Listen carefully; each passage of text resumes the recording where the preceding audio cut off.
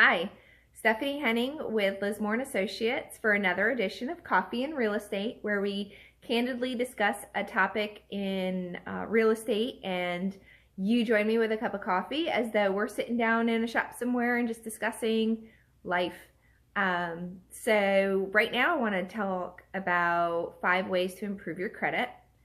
And look, I know the first number one is pay your bills on time, but I'm not even including that, because if you were one of those people who paid your bills on time without fault, you would not be watching this video.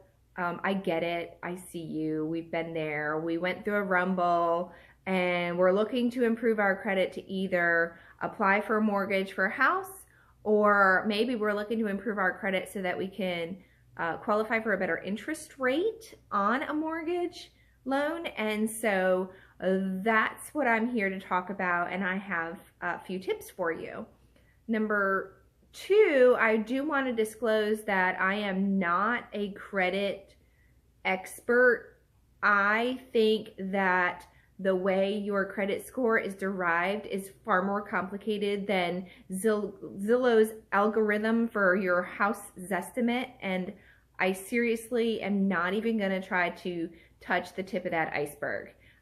If you have questions about it, I recommend consulting with a lender, and of course I have some recommendations.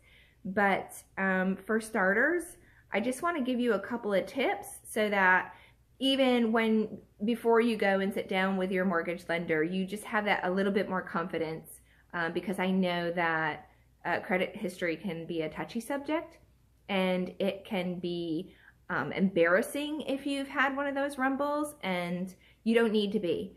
So here we go. Analyze your credit history and look for your length of credit. So probably we have all done this, like in our teens, as soon as we become an adult and take out like a card with JCPenney, or in my case it was Macy's back in the day. We probably all have one of those in our wallet. And a lot of people are tempted, because we don't even use them anymore, to just close that account. But here's the deal. Your length of credit takes up a good percentage of what the FICO score is, how it's derived. So if you have one of those cards, hopefully it's a zero balance, but even if you have one of those cards and you just know you've had it for 10, 13 years, keep it in your accounts. Don't close it out. It's a long-standing length of credit, and so that's actually going to count better for you. Isn't that nice to know? Number 2, concentrate on your small balances. If you have more than one credit line, one of them might be a really big one, and one of them might be like, I don't know, $200, okay? And we're all tempted to just pay the minimum balance each month because we're pinching pennies and trying to save for putting a down payment on a house. But I recommend focusing on your smaller lines of credit. And again, pay those down first. So I can't remember why that helps you out, but I just know it's one of those tried and true tricks. And like I said, I'm not a credit expert, and it's beyond me, but pay the small balances first. So number 3, if you are brand new to the credit world, maybe it's too intimidating to take out your own credit card because you just, I don't know, just are nervous or something like that. But you have a little bit of a lending history, and you want to grow that portfolio without dinging your line, your credit.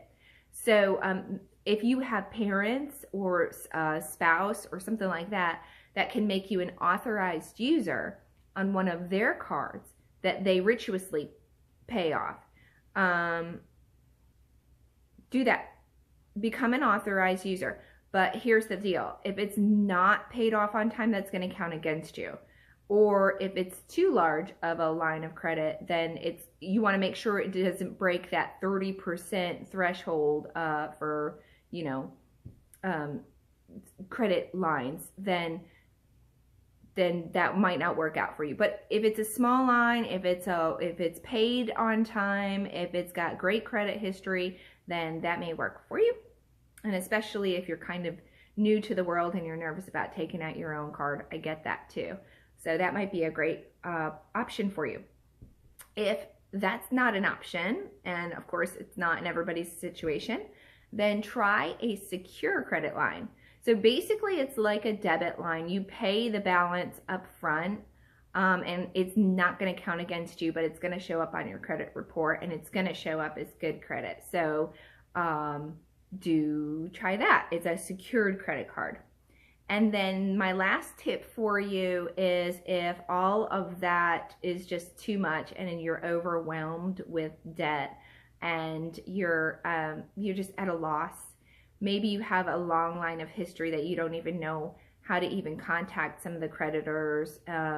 Maybe it's, tax bills or medical bills that are just creeping up on you and it's all overwhelming. There are professional credit rebuilder companies out there that you can hire to write letters if it's one of those situations where a credit card line was stolen ID and information or something like that, and they can help you. Now, caution, I don't want anybody paying a whole bunch of money up front if it's not necessary, so I would definitely speak to a mortgage lender first.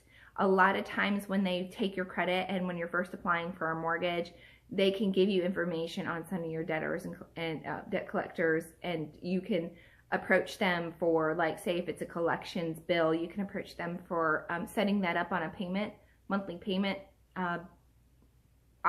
situation, where that would be more beneficial than going out and hiring a company. But sometimes we get ourselves in a situation where we're really overwhelmed, and so then that can be a great option for some people.